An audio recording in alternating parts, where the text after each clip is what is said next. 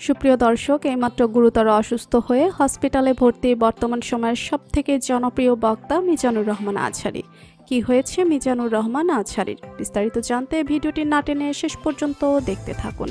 বাংলাদেশের তরুণদের আইডল, সুশিক্ষায় শিক্ষিত তরুণ বক্তা, ইসলামিক স্কলার মাওলানা মিজানুর রহমান আজহারী।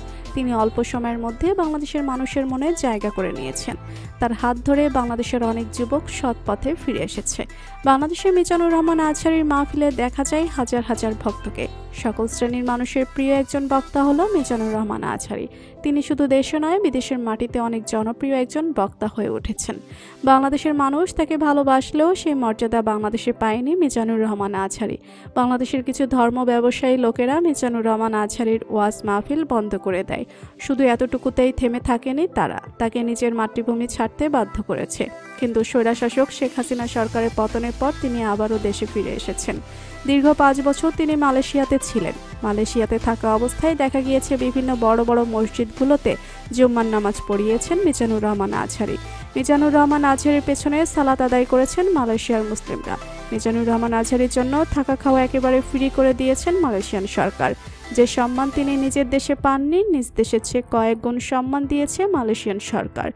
কথায় আছে, আল্লাহ তাআলা যাকে সম্মানিত করবে তাকে কেউ কখনো অসম্মানিত করতে পারবে না।